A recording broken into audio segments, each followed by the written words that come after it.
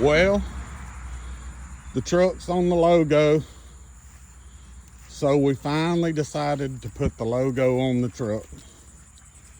So we've been doing a little stickers the wife has, and now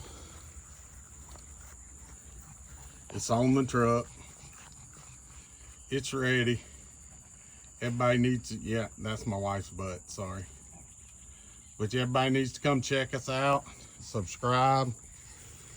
We even got a little trailer here. It's even got the neon green lights under it too that we haul our side by side on.